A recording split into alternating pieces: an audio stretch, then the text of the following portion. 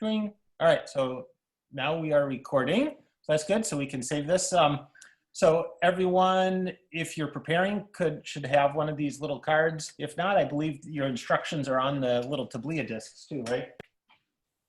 Yeah, it's a bit different there, but it's really simple and easy. So everyone should have one of these guys, and I don't feel like we really need to do too much introduction because everyone who's here knows most everyone else, right? So we have a couple people joining from my Friday night group that comes up, that we do stuff every Friday, and then which would be, and Jessica joins that, and then the Fields and Kendra, I'll do that, and then of course Valerie is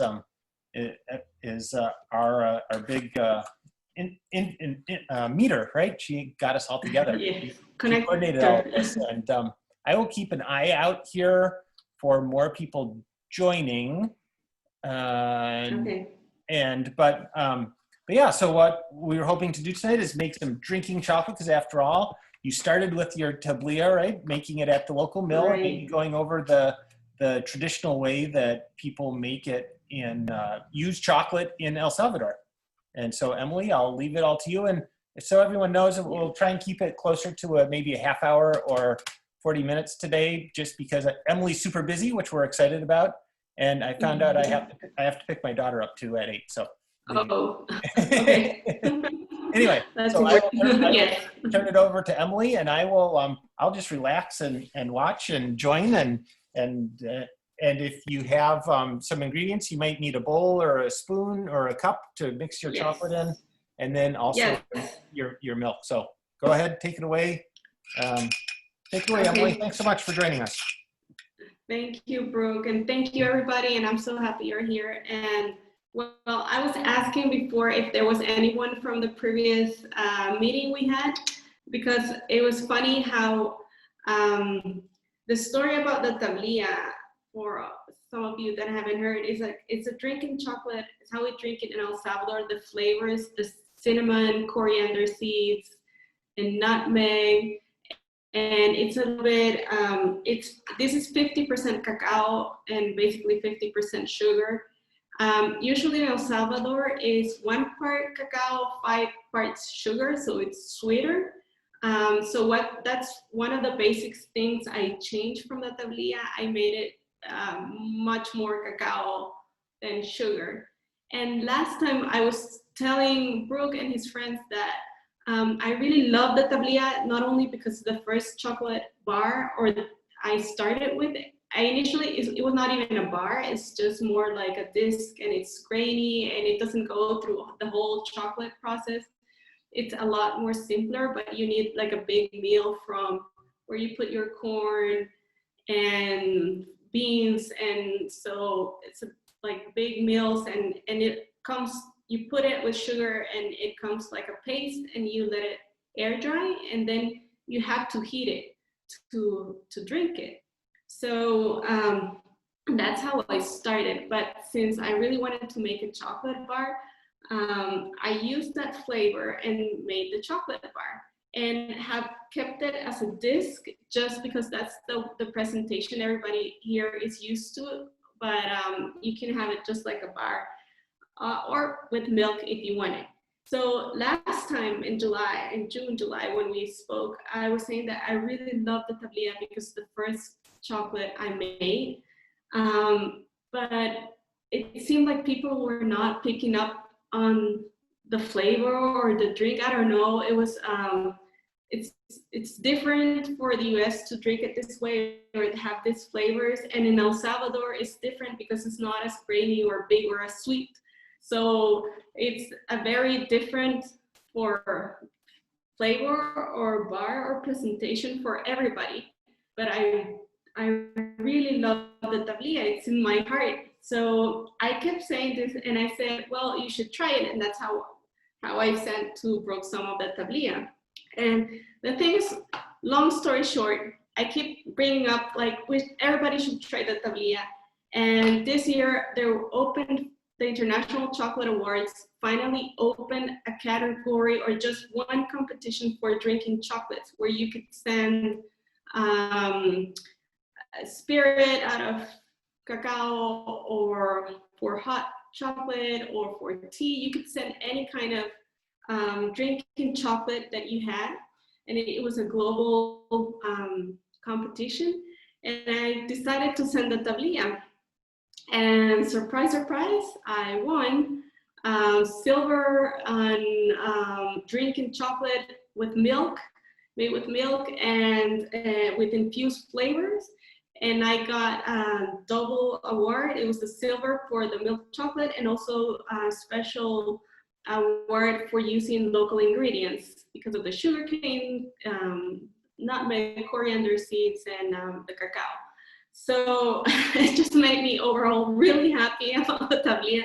Made me feel that I'm not crazy to love the tablilla,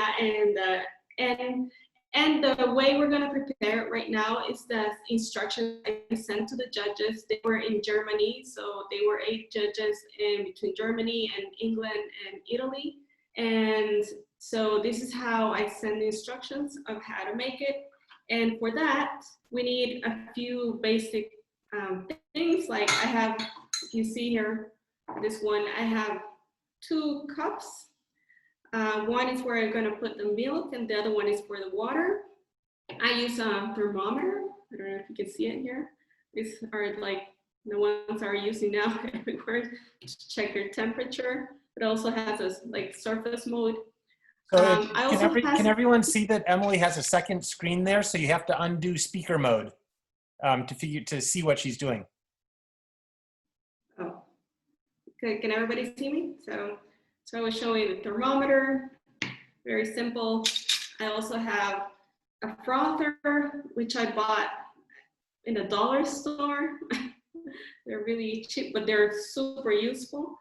I also bought, because I have 3 kids, I have now a nicer frother, which I highly recommend if you like coffee. And a whisk, normal plain whisk, a spoon, and you'll see how I use it. So in the instructions, if you read them, I said pour 1 ounce of hot water and then you break in the disc and you put it in. It says the temperature has to reach up to 70 degrees Celsius. That is extremely hot. That is if you have like barista equipment. If not, you can microwave it and just let it reach up to like 60 degrees Celsius, 60, 65 you can. And then the milk, you use between 4 to 5 ounces of milk, and you can heat it above like over 50 degrees Celsius, but between 50 and 60. You don't need to heat that much the milk. And you use the milk doesn't have to be as hot as the water. So mine right now, I hit it like 15 minutes ago. So if you give me a minute, I'll go and heat it, and I'll put like a minute and 30 seconds for the milk and the water. So if you have the time to do that, we can do that right now. If not, please hold on for a minute. I'll be back.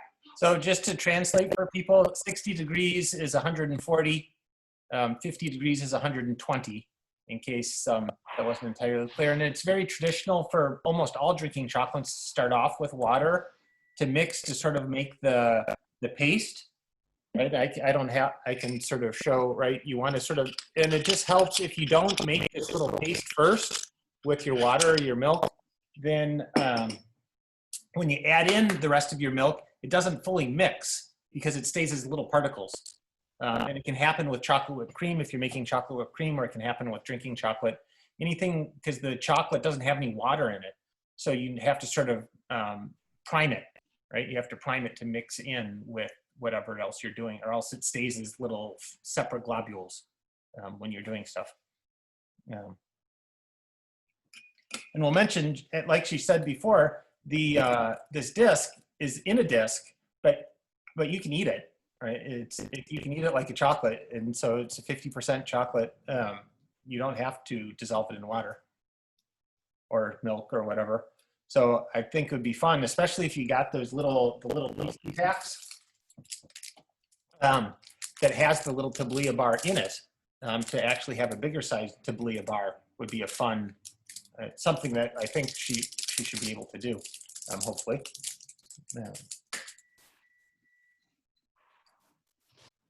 And so I don't know if you're all making it. I have my stuff sort of pre-hot too. I think Celsius, you're right. All right, you're all set? Yeah, yeah. Just we need to wait a little bit because my phone. So if you have the hot water, I'm just breaking in the chocolate. For some reason, my phone, where I have the camera disconnected. But okay, so I'm gonna do it. I'm just gonna show you like this because the other camera is on. So I'm gonna put the 2 discs that come in the box. So I put 2 ounces of water, and I'm just gonna whisk it like that. So it's very little water for the 2 discs. So it's gonna be very thick chocolate.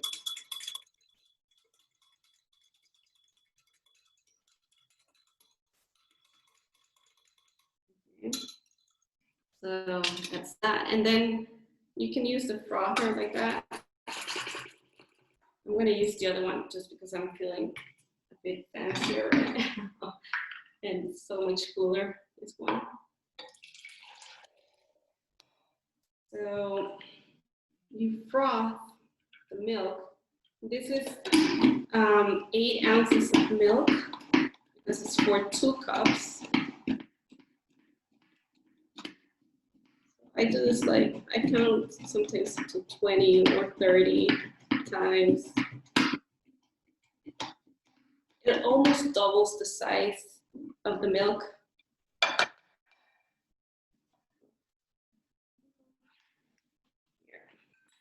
And I got this cute little cups.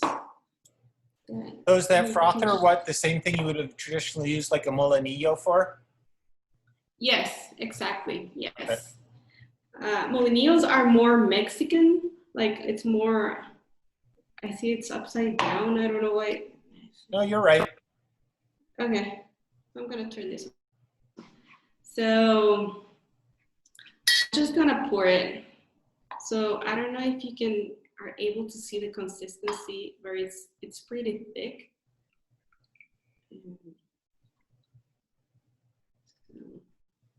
don't know if you're able to see it. It's very little. You will think it's very little chocolate, but then it's just the right amount for 6 to 8 ounces of milk.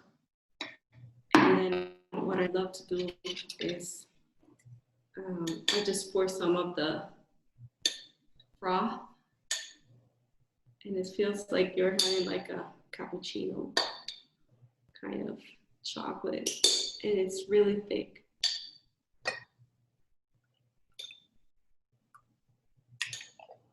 So voila, this is it. I don't know if you are able to see it. Can you see it? Yes. So I did a little montage. Yeah. So I'm gonna show you. Let's see if you can see it. So I had done a little setup here. So you can see. So I don't know if anyone was able to make it at the same time as I did. Oh, you did, Brooke. I made mine, but I don't have any frothing equipment whatsoever. So mine just looks like, right, there you go. Right. Not frothed at all. I didn't even know such a frother device like that existed. So see, I have a lot to learn. Yeah, so look, it looks like a cappuccino, right? It almost does. And it's very, and if you do it just with a little bit of hour, just at 1 ounce per disc, it's like, it gets very thick and it's so good. It's very fulfilling. I find that you don't need like a big cup. Just this little cup will do. So I don't know if you have any questions. Yeah, and so you can, and obviously you can alter the recipe with as much or as little milk as you want. Yes, exactly. Or non-milk, right? If people want to use it just with water or want to do, have you done like with almond milk or anything like that? Yeah, actually, I only drink it with almond milk. I'm not. I think I'm getting old. Okay. I don't tolerate milk anymore, as well as I did before. My kids love it with milk. Does almond milk And froth? Does it froth? no, that for me it's very. I do it simpler. I do this for the kids usually and friends. And yeah, my friends love it when I do the hot chocolate at home. So, and yeah, and you can do it with water. People here drink it mostly with water. So yeah, definitely. And you can feel what one friend in the US told me, the thing that she found different is that you can smell, there's a different smell. You can feel the cinnamon and the nutmeg and the coriander. You can, it's a different experience, the flavor. With water versus milk, yeah. Yeah, the whole thing. You can actually feel the cinnamon. Like so I had one person ask the other day, do people you make sort of when they go to the mill and make their blocks of cacao, right? Do they ever keep it as a big log and just use it to shave off into their soups, into stews, into things like that, and use it in that way? Much like I could imagine this hot chocolate being a big block, you just shave off as much as you want.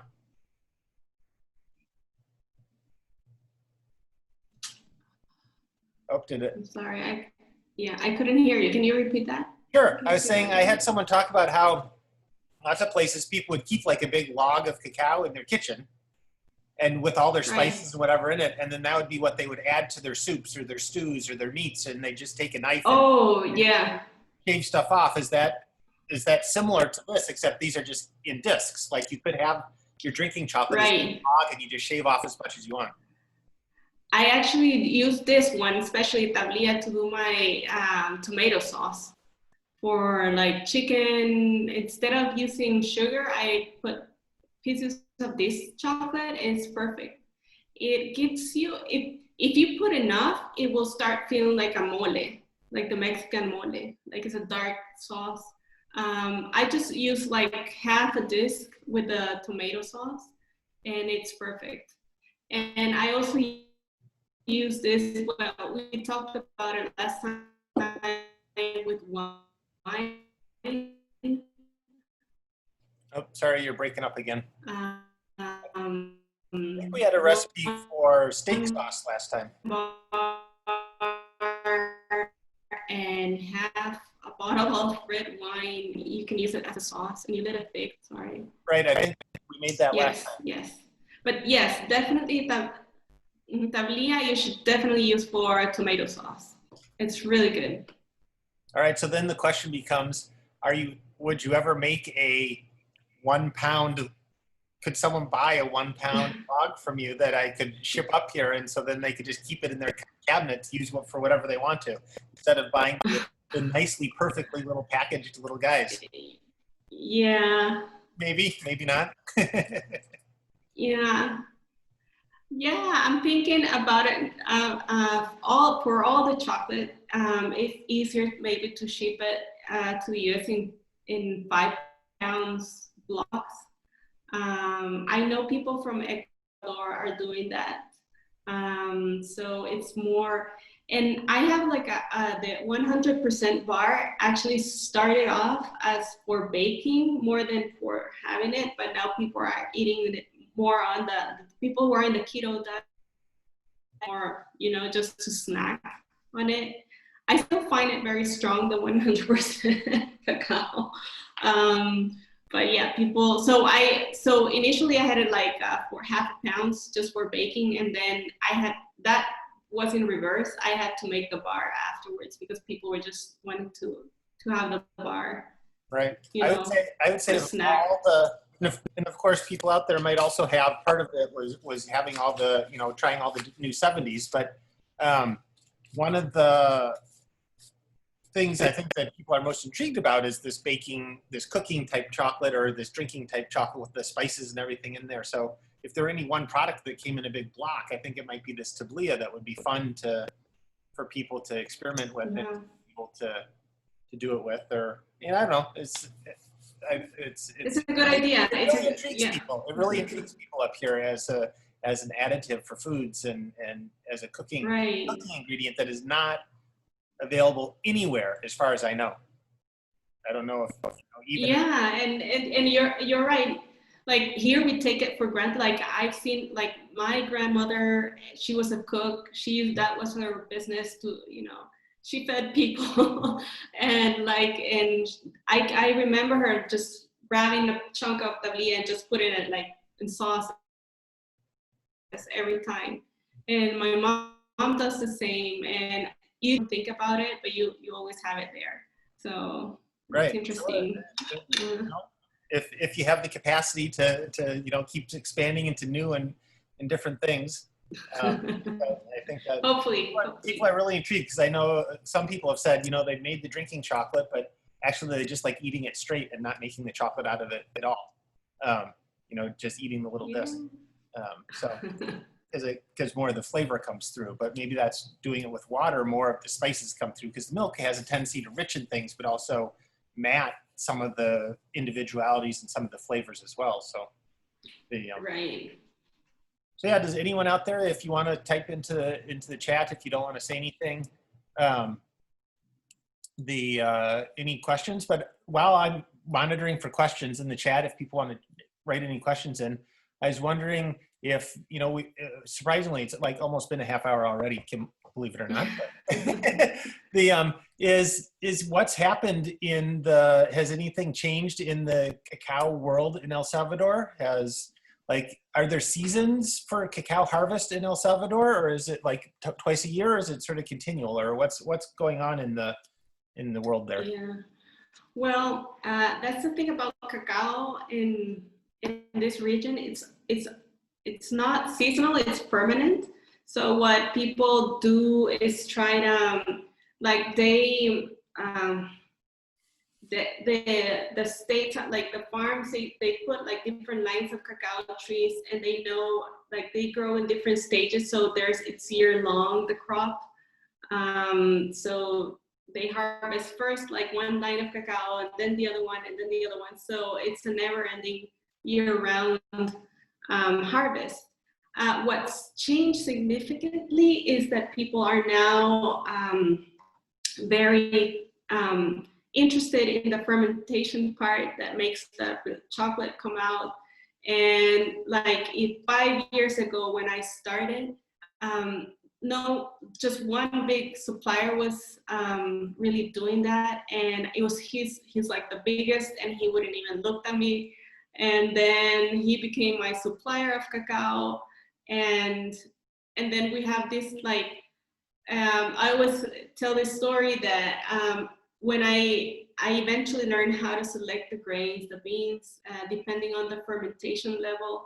I remember I turned how do you say this? Like I turned down one of his bags of cacao he given me, and I said, no, this is not working for me. Can you please change it? And they were really angry with me, and they said, no, we're not working with you anymore. And I was like, so what I'm gonna do? And they eventually came back and they say, you know what, you're right.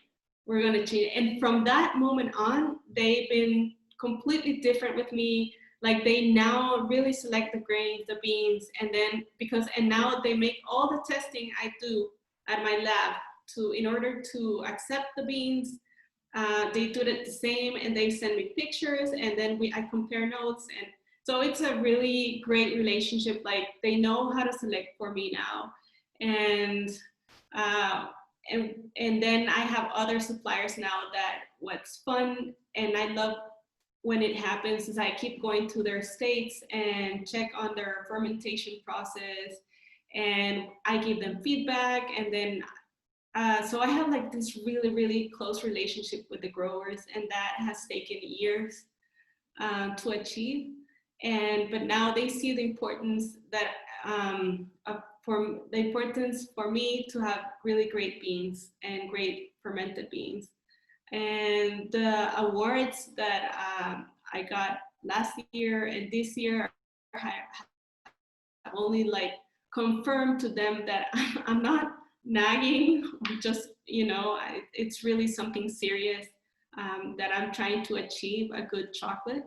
And the other good part for them is that since I now am able to check the method and review their beans, they now come to me when they need to export the beans. So they also gain in that side, because now they ask me if I can check them before they export them. So I know they've been sending to Belgium and France, different suppliers. So it's been good for them too. And for El Salvador, because now the beans, like, people are starting to notice El Salvador as a cacao bean grower of high quality. Valerie or Jessica, do any of you know, are there other El Salvador sourced beans out there made by other bar makers? Like, I can't think of any. There are. Emily is such a pioneer that it makes sense that others would want to follow.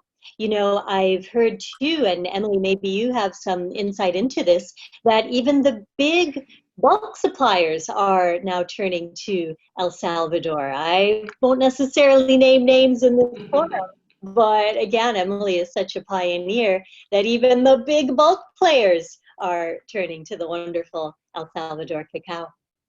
Yes, yes, they're turning heads to see El Salvador, and we've been receiving visitors like this year. It seems this year so weird, but it was this year. I had the people from the international awards visit my store, and one of the judges, and I took them to the states, to the farms, and they were really, really interested in the process of what we were doing. And then I received, calls from people from the US, like big players, chocolate makers, they tasted my chocolate. So it's been really an interesting development since we first met, like 3 or 4 years ago. It's been a lot of change. So I'm really, really happy. And people like in El Salvador also, like we have like our Salvadorians prefer sweeter chocolate, not so much the dark. And now the last year has been very interesting to see. I have reached more people in El Salvador and they're buying more. So the demand is also increasing here at home. So that's very nice and interesting that, especially right now in the pandemic, like people have turned to buy more locally, which has been great. And thank God my store has survived, and I'm there to sell them dark chocolate when they want. So it's been an interesting year for me. That will be exciting to see what else happens, and thank you very much. You know, I haven't seen any questions into the chat, so unless someone has any questions, you know, maybe we'll sort of keep it as a short check-in, and that's sort of a fun thing to do. Maybe when you're not so busy, and we can do other short check-ins, or maybe we do check-in so you get busy. Either way. Yeah, thank you, Brooke, and thank you everybody for joining and tasting the tablilla. Yeah, thank you so much for joining and sharing the tablilla with us. And yeah, think about selling those big 1 pound bars. You know, maybe we can find a market. I will. You know I will. Yeah, good. Thank you. Thanks a lot. Thanks, everyone. Okay. Bye. Bye. Ciao.